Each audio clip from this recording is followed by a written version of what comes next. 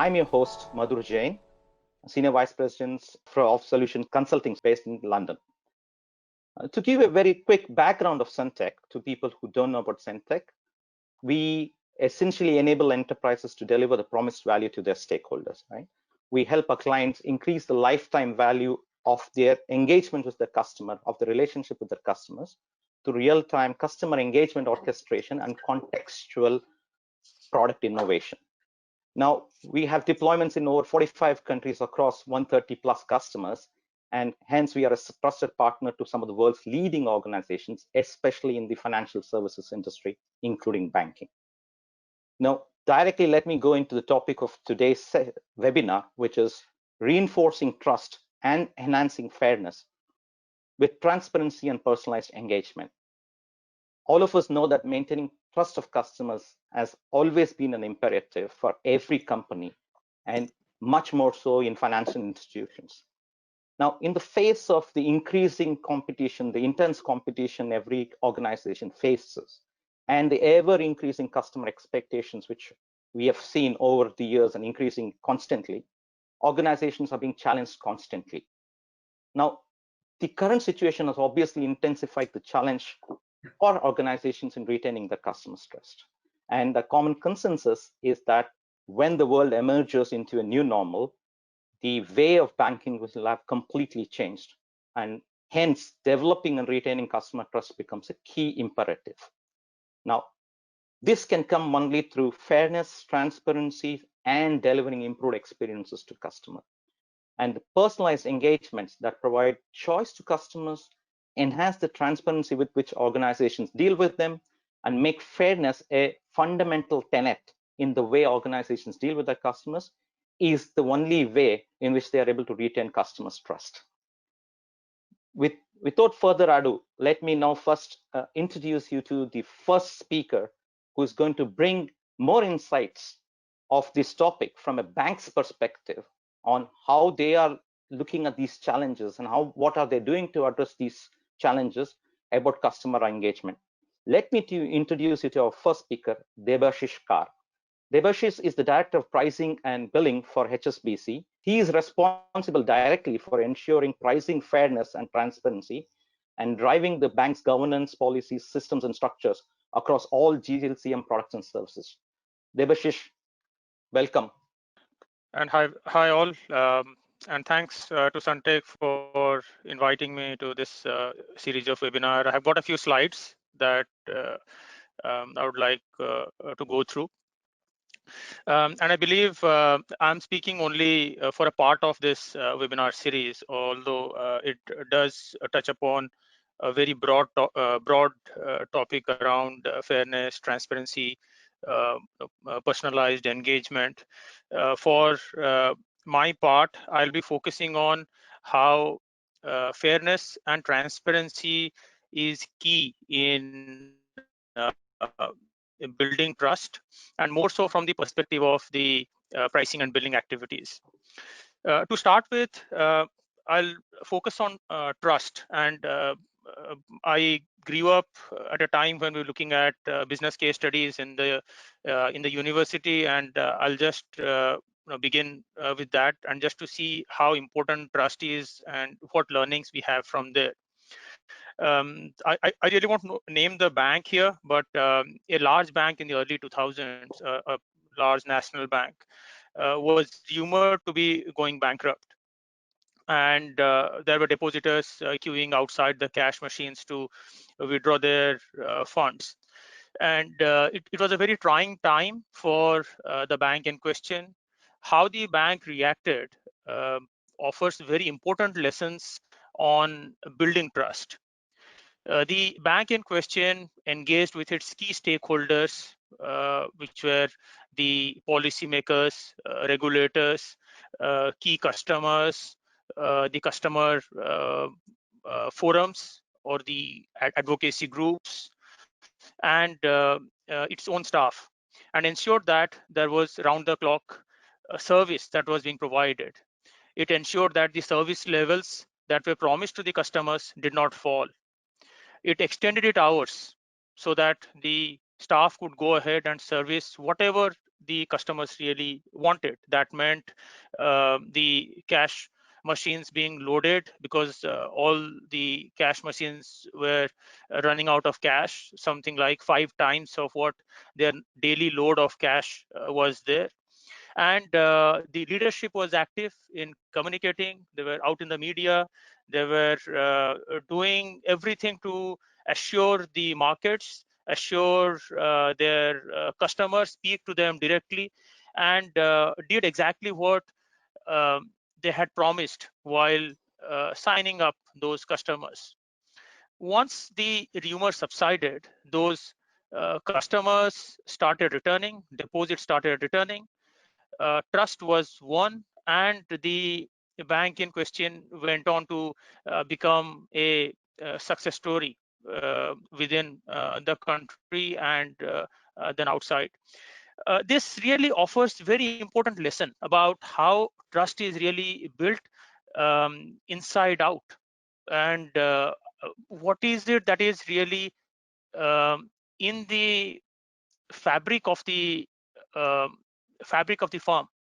And the whole focus of conduct is around that. What is it that we think, what is it that we say, and what is it that we do? All of that has to be really in sync as much as possible. And that is where a lot of lessons were to be learned from this particular case.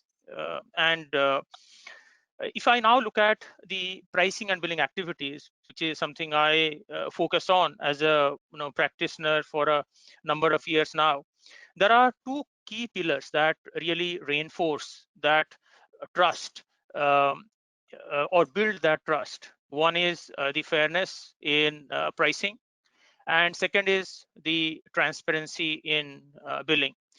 Put very simply, fairness is about how the prices are set and maintained, and transparency is about how the banks go ahead and disclose at the different touch points that the uh, banks have, or the financial service providers have, during the customer journey.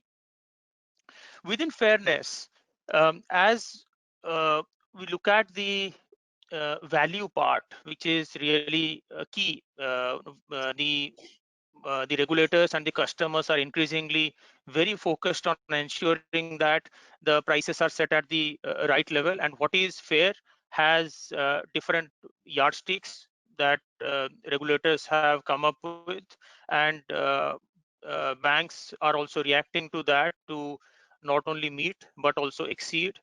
And that is where the balanced exchange of value is something that is really demonstrated. So within the whole concept of fairness, the main elements that come in are around what is it that is our pricing strategy, how do we recover our cost, but at the same time make a sustainable profit by ensuring that we provide a benefit to the customer that is clearly going to um, build be a solution that the customer benefits from. And that's where that value matching really comes, and the price is really arrived at. The market making of that particular price, although could happen at the level of a um, segment of the customer or at an individual customer level, but that market making is something that is really being scrutinized, and from a regulatory standpoint, that is something which has to be amply demonstrated. The way to go about doing that is uh, has really multiple facets to it. It has the governance and the oversight and the control parts to it. It also has all that thought process that goes into not only building the system but also the operating model, how the staff are then trained to ensure that they make use of the relevant systems, and also have the duty of care in their mind while being under the regime of the controls and the governance mechanism that has been put in place. There is also the aspect about the leadership, which is there right at the top, and then at the level of the execution, where the fairness is something that is also has also got to be felt. So, and it does touch upon numerous stakeholders or staff during the whole customer journey. It involves the product team who conceptualize those products. It also involves the leaders who set out the strategy in terms of what is it that the pricing is supposed to achieve. Is it a growth strategy? Is it a focus strategy? Is it something that is um, driven to um, drive any kind of efficiency? So all those different strategies really inform that as a key part, and that really drives that fairness in pricing. Now, coming to the transparency part, this is where uh, we have to ensure that we disclose at different points and ensure that whatever challenges are there about, or expectations are there, those are met during those different customer touch points. um, and they run across all the different points of the customer journey. Now, coming to the current challenges that are there that we face, we have the major challenges in terms of downward interest rates that are there. We have a reduced economic activity, and there are structural shifts because of a global pandemic, and that basically also has to be looked at within the perspective of the um, other growth areas that we can possibly focus on, and those are around digital and changes in consumer behavior. What this basically means is that the customers and how this could possibly influence the banks is the channels that the customers choose to transact, and how much they transact, in what units they transact, where they choose to save, invest, and how much they do save and invest. All of that is basically um, something that would be influenced by those challenges and lead to different kind of business models that are likely to come up. Within this development of these different business models, what really are the key themes that I want to drive is, one, that there is definitely a role that pricing and billing plays in in delivering to whatever business model that comes out. And within pricing and billing led delivery, there will always be a challenge to ensure that fairness and transparency, uh, so that that customer trust is something that is maintained. And how there are different yardsticks which are there, different frameworks which are there, and each firm has to develop its own framework depending on how they are structured, what strategy they have, and what is it that is possible, and how they are positioned with regard to their systems, their uh, their models that they have already in place. And I would like to really finish with that point. Thanks. Thank you, Deb. Thank you very much for that. Just a quick summary of what Deb touched upon. Deb obviously spoke about trust being something which is inside out, and that it needs to be built into the fabric of any organization across all levels, across all products, and across all everything which a bank does with its customers, right? Not just in thought. He spoke about trust being built in from a perspective of in a pricing and billing scenario, basically coming from two perspectives: fairness in pricing and transparency in billing. And he spoke about a number of nuances and features or factors, if I would call, of what fairness means, from how a pricing strategy is set, how market making is done, how that is scrutinized by regulators and customers, how governance oversight, etc., is taken care of, essentially to show the spirit of, if I would say, fairness not just the thought. He concluded by talking about the current challenges in maintaining the customer's trust, from the movement of interest rates downward to the reduction in economic activity and the changing business models and possibility of new business models coming up, and reinforce the importance of actually maintaining this trust and taking the role of pricing and billing, and again talking about why fairness and transparency are so critical when the business models or economic models themselves are changing. And it would be from a bank's perspective that if it is inside out and the fabric has been maintained, then these new business models will perpetuate or continue this fairness and transparency to maintain customers' trust.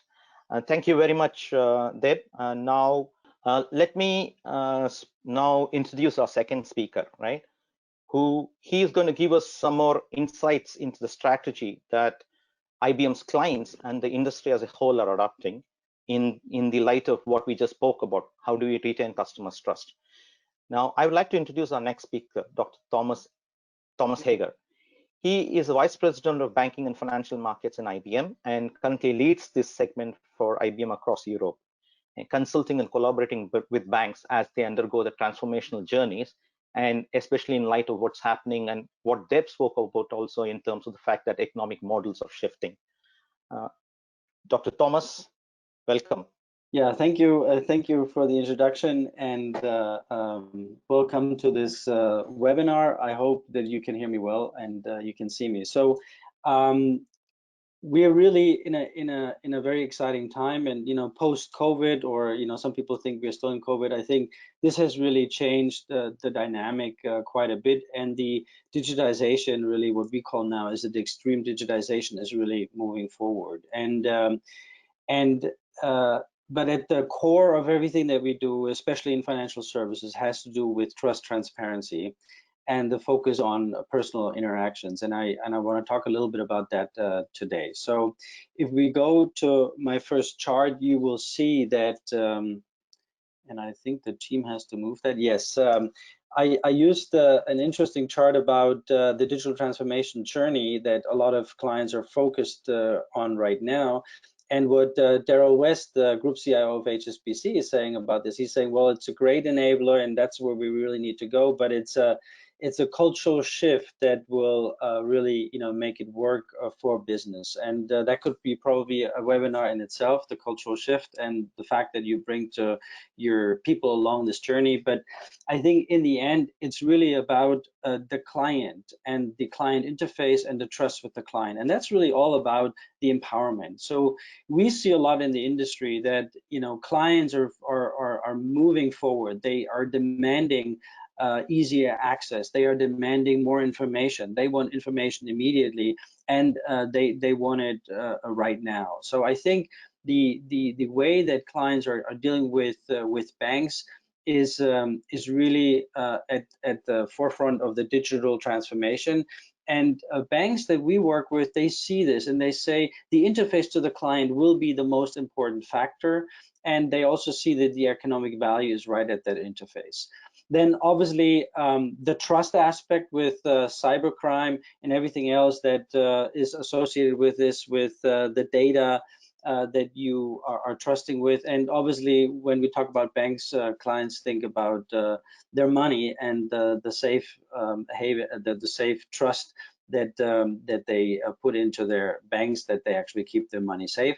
And then obviously the other part that is now coming into the picture of things with the opening up with actually was the regulators, the PSD2 and the open banking movement really, and the wider ecosystem, and the fact that now we can bring new services to our clients to the front office, that is to the front of the client at the interface, is really bringing this all together. So within that aspect, banks are operating, and COVID-19 has really accelerated that digital transformation. So if we go to the next chart, you will kind of see that those three things, trust, service and the economics as part of a model really is driving this. And I always start with the middle there. What matters is really the customer experience. And I want to give you an example. I was recently, well, a little while ago, I was in Ireland, and we had a workshop there, and one of the new hires of IBM was there, and she was saying, hey, you know, I bank with Bank of Ireland. That's the most trusted bank that there is, and I feel safe that my money goes there and everything. So very trusted institution, and very great. But then she says, but I bank with N26. And I said, well, how can that be? And then she was saying, well, because the client experience is better. I can do a lot of things there I couldn't do with Bank of Ireland, but I definitely always have my money that, you know, comes from IBM actually go to Bank of Ireland. So what that showed us is really, and you know, she was 26, right? So I think what that shows us is that, you know, you have trusted institutions, and these are established institutions, and they have a phenomenal reputation, and clients trust those banks, and they really trust their money to those banks. But on the other hand, you know, clients are looking for the new client experience, and they're looking for new services and a way to actually do their work as they work with their finances better. And that is really what's lacking in some of the larger banks, the traditional banks, and they're moving much faster now as they ever have moved before. But obviously the trust aspect is one that always plays a role. And then down here in the economics aspect is that it all needs to be economical, and it needs to be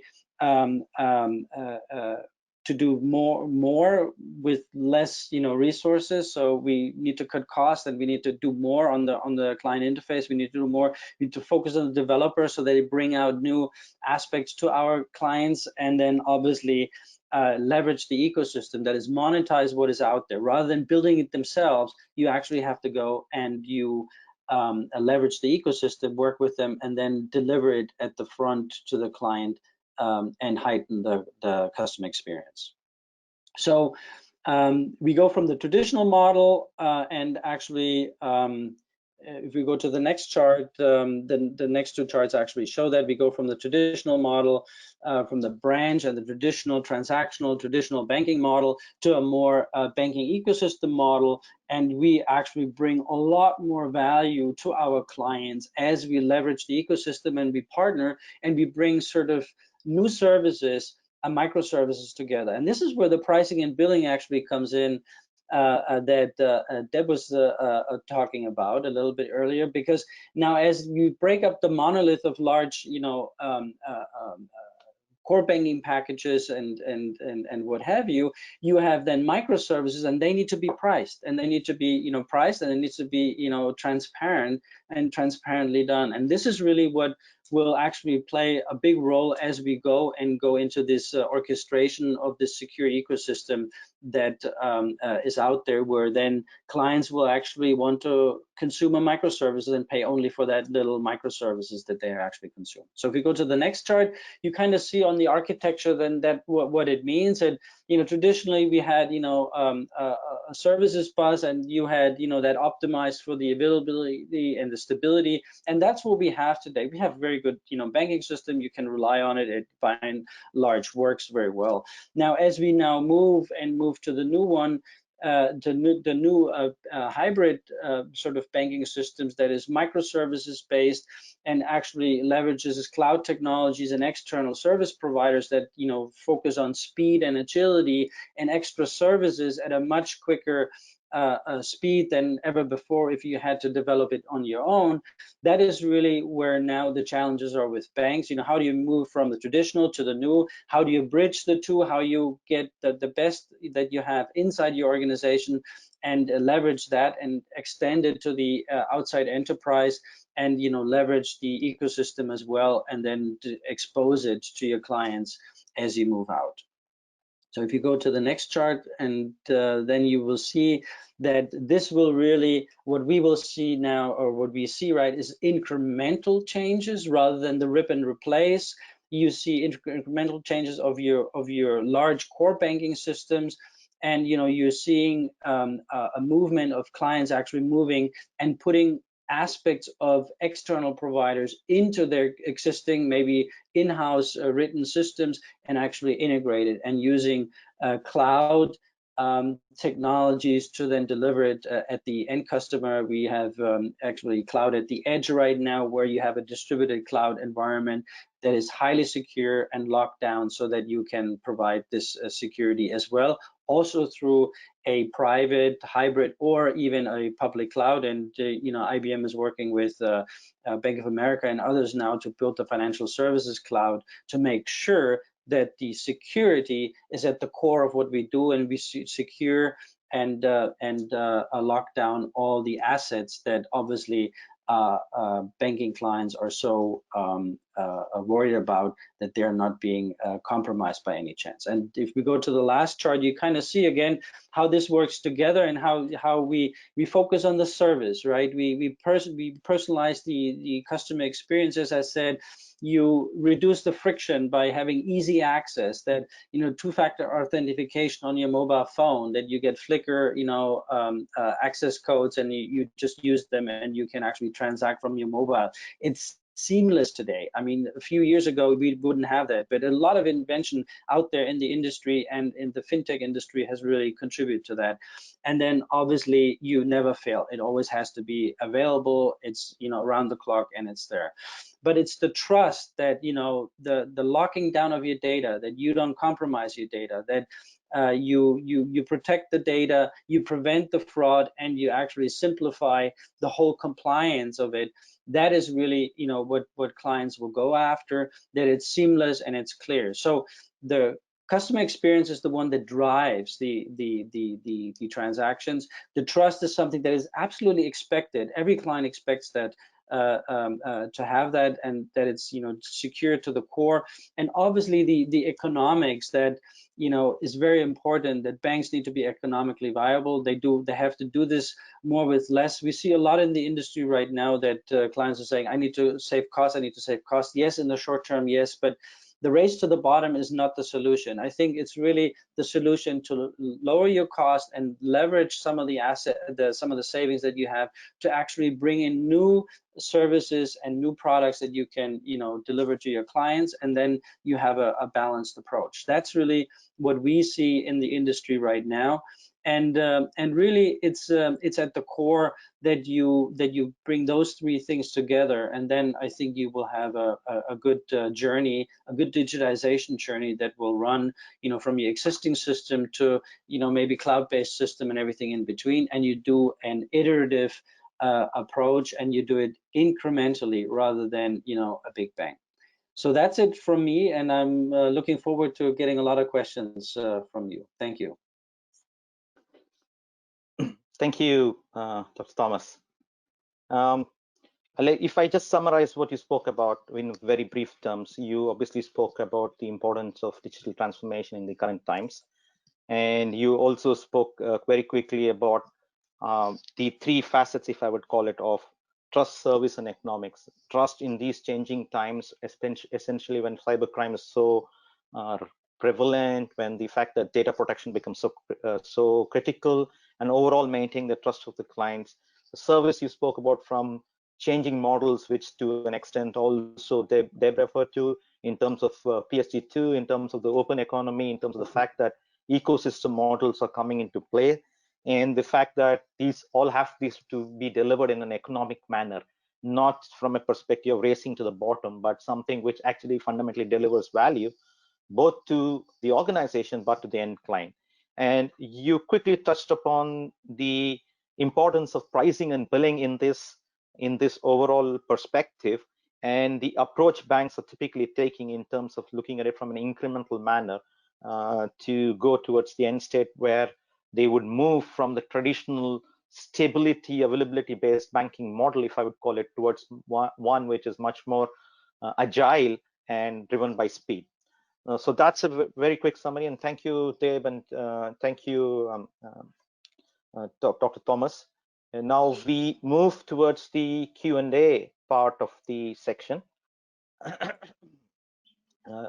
We move to the Q&A part of the section. If I can ask both of you to please be on the camera, and I'm going to start off. We have a few questions coming up to us, and so I'm going to start off the question. First question, Dave, to you.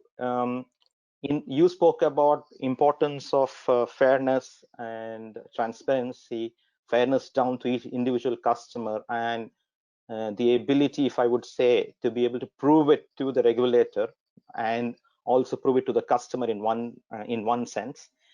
How onerous is this in these changing times when you are facing challenges from the market side, but you're also facing a significant amount of regulatory oversight? How difficult is it? How should I say, expensive is it, onerous in that sense?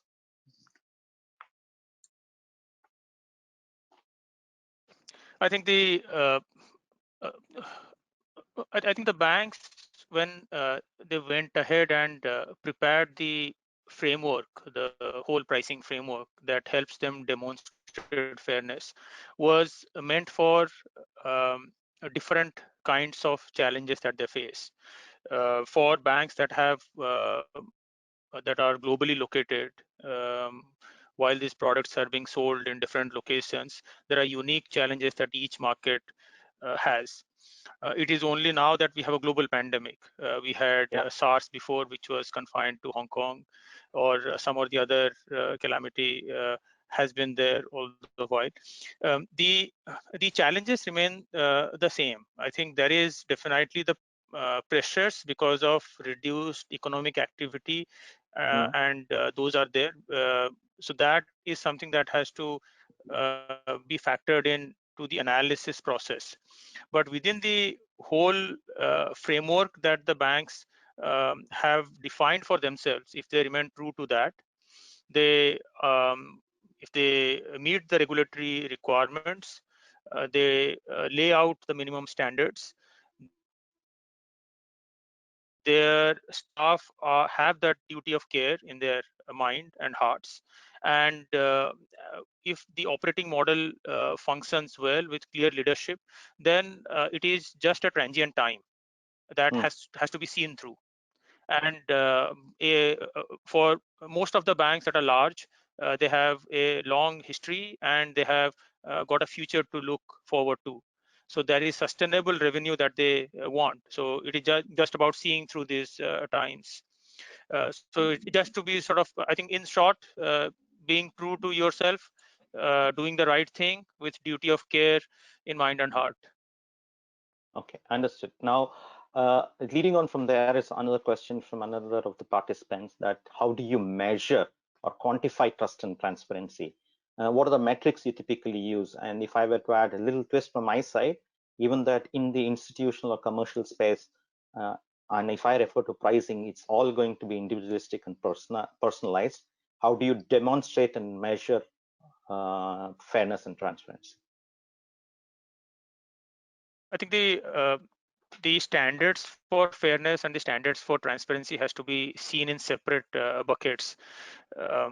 There are important factors that have to be taken into account in terms of transparency. If I focus on that first, there is clearly the competition, the new providers that are there, that provides a yardstick. Customer expectations provide another yardstick. Regulatory benchmarks provide a key yardstick. Then and those, as we go deeper into each one of them, the potential for harm, the nature of the service, and the regulatory focus, all of that combined um, together is something that leads to a particular qualitative metric that comes out. It is not so much, I think, quantitative. You can try and put some quantitative value to it, but it has to be a combination of quantitative plus qualitative all the time. So depending on the feedback, the customer complaints that come through, what the other competitors are doing, what regulatory expectations are there, all of that, and trying to continuously meet and exceed those. I think that is where that benchmarking really comes in key. Understood. Thank you, Deb. Question to you, Dr. Thomas. You spoke about banks going through a transformation from moving to an existing traditional banking model to an ecosystem-driven model. Now, how can banks actually, should we say, act on this transformation, especially in these current times when in the immediate and for the foreseeable future, they are clearly seeing reduced fee and interest revenue because of both regulatory and the economic conditions. So how do you look at banks actually undertaking this transformation, which obviously is going to cost money again?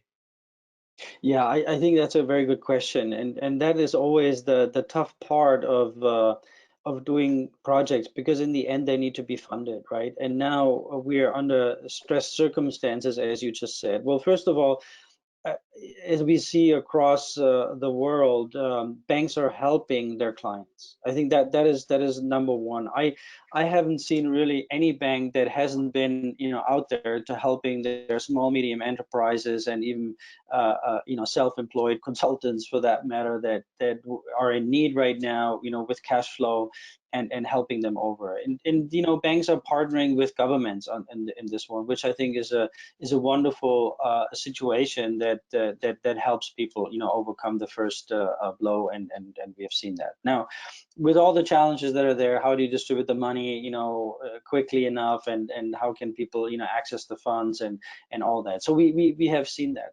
But as they do this right now, they're also looking at saying, well, okay, how can I get to the core? What is the core that I do, and what is it that I want to be known for as we go forward? And I give you one example. I talked to one Canadian bank, and they're saying, well, if I can really be the best on the front end side, really working with my clients, right, and reduce everything else that is non-differentiating, and give this to an outside provider that is not just the IT, but also the process, the regulatory aspects, and all aspects involved that are non-differentiating. I mean, all the regulatory work, they, pretty much all banks have to do the same, except, the interpretation of the rules and the regulation is a little bit different from one organization to the other. So having said that, if you can outsource that and you can get that from somebody else who will do that, then you as a bank, you can focus on the customer interface. You can work on online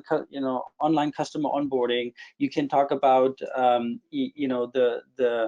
the aspects of serving your clients with new services, and tapping into a very willing and also wanting to be part of that, and contributing fintech industry that is just looking for larger banks to open up more and let them have access to the client base that you have. So having said that, so when we do transformation with our clients, we always look at how can we go to the core, secure the core, and reduce costs to actually finance the transformation that is there. But in the end, you need to have a much more digitized operation that will, as a run the bank, will actually be much lower. And we all know, 20% is really change the bank, 80% is run the bank. We must change that equation. And I don't know if we can turn it around, but I think we need to definitely change that. Absolutely. Thank you. One more question to you, Dr. Hager. We're talking about banks moving into a new paradigm of speed and agility compared to what was typically stability and availability, right? Now, in this process, right, are banks compromising on the trust and security of customers' data and money? That's a follow-up question which was coming, right? I think the idea is that clear that they know where they need to go to, they know where they are, but to reach to the end state, are they actually compromising on the trust and security of the customer's data and money? Yeah, perfect question, and that's exactly the dilemma, right? Because on the one hand, if I could work all by myself, and I could just put the new technology in there without having to think about my existing technology, my existing processes, my existing regulation, and all that, and just be on the green field and do my thing, that would be perfect. I could be much faster and quicker. And quite frankly, that's why some of the fintechs that have focused on a particular aspect of service, they only have to deal with that service, as opposed to a bank that does a full service, right? They have a lot more regulation, so that in itself is a problem, right? But the fintech can do just that little piece of service. Now, having said that, now I think one thing is you got to control your data. If you have the data right in any large organization, you can do a lot of things a lot more quickly. And that is really what we see when we talk about digitization and the use of data and the move of data and the securing of data and the governance of data. If you have that one as a foundation, and when I say foundation, you need to do some foundational work, then I think you can really provide to the regulators and outside and inside parties at a much different level, and you can actually demonstrate that you have secured the data, and with several levels of encryption, etc., in flight and in storage and in databases in the network, and also all the way up to the cloud. If you can do that, then I think you will be much quicker in doing that. But quite frankly, we're not there yet. I think banks are focusing exactly on that aspect, because that will then give them the edge of being much quicker, because you will not compromise your security. I think the risk is just too high. So on a question, I'm going to put you on a spot, Dr. Thomas, and ask you, once you made these comments, what in your opinion are the three single biggest reasons for failures of achieving this transformation? Now, this transformation can be the digital transformation from traditional model to the ecosystem model, from stability to agility, if I would will. What would you believe are the three single biggest reasons for banks not reaching that? Yeah, I think the first one, and I think I'll go back to Daryl West in the beginning, and I talked about this on purpose in the beginning about the people. We always forget to take our people along.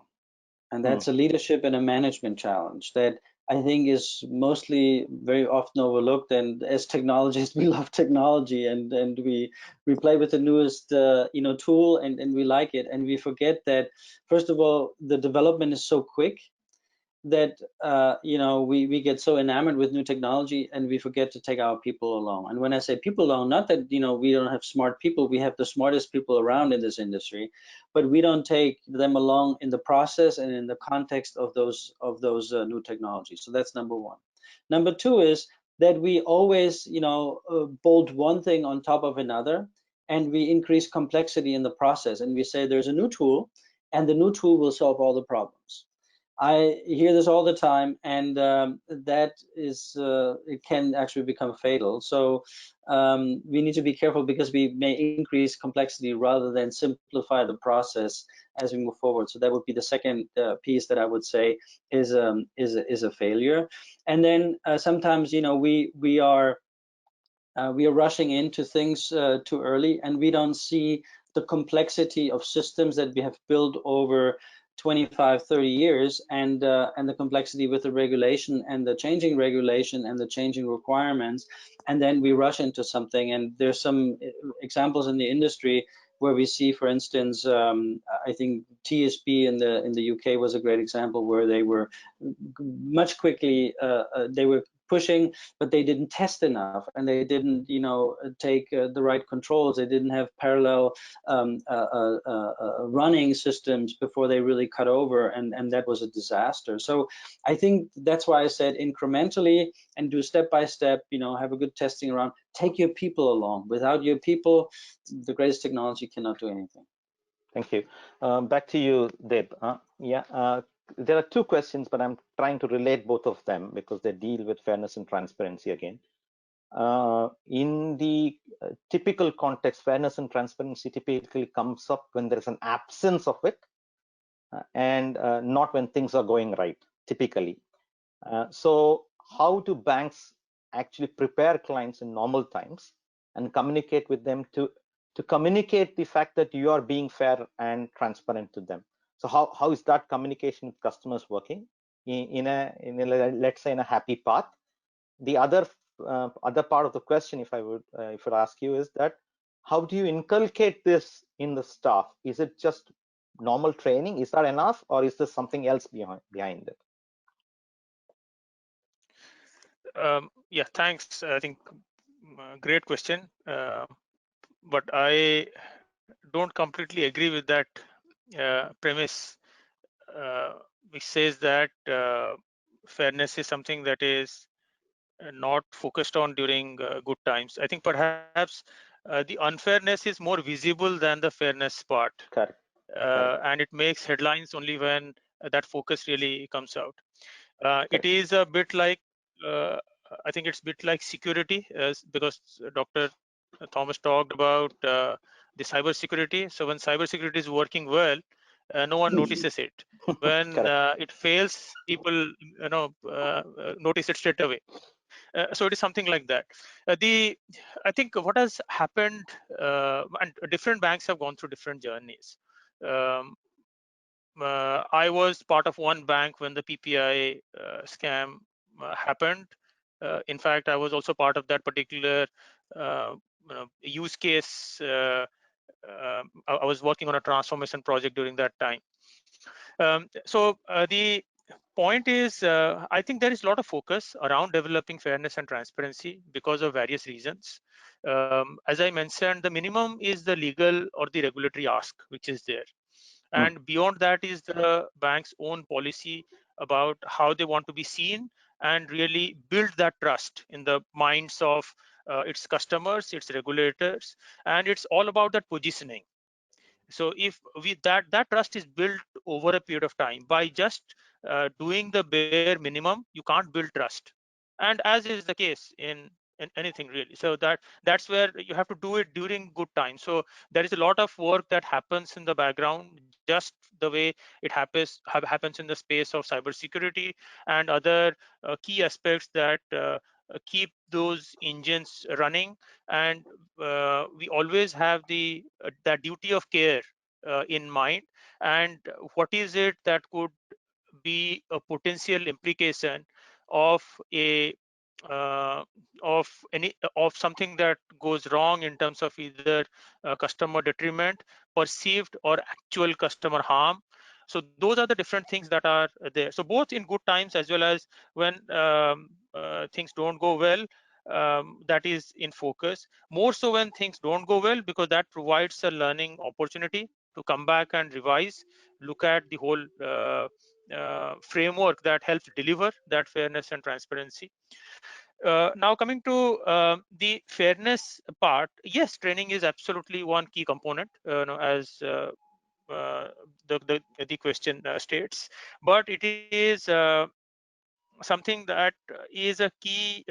It provides the direction, but the people need to be enabled. People need to be provided the leadership. They have to believe that what is being told is something that is there in the organization's fabric. And all of that happens when the complete operating model that includes the system, the people, the processes, and what they see and what they feel, all of that comes together. So I think that is what that's how I would really place it. Okay, thank you, Debs. One last question to you, Debs, and then one to Dr. Thomas. Quick question. Is there anything else you would want to add to how banks can prepare? You've made a number of key points just now in terms of the good times to bad times versus the customer, the staff training part of it or the staff readiness part of it. Is there any other key point which you believe is fundamental from a bank's perspective to make this fairness and transparency journey as a part of the fabric, as you called it earlier? I think there is one key point I would definitely drive, and this is something that I have seen in the space of pricing and billing, having worked for a long period of time. If I go back, say, 10, 15 years, there was a lot of focus on billing as an operational activity. And there was focus on transparency there. The journey has slowly moved to let's look at how those prices are set up. That's where you come up with the pricing component of it. And then people have increasingly asked that why don't we look at how those prices are set up, and getting that whole 4 P's of marketing together and looking at it in terms of development of the pricing strategy, enabling to the delivery of the business strategy. So that's where that pricing strategy aspect has really come up.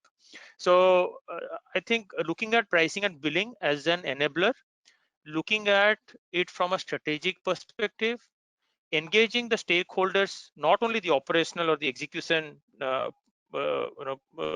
component of the operating model, but also going upstream right up to the leadership and having them engaged in that fairness and transparency to say that this is the way you could conceptualize a strategy, and this is how it would really get materialized, and this is what you could really how you could deliver a particular strategy, and this is how we could go ahead and execute it.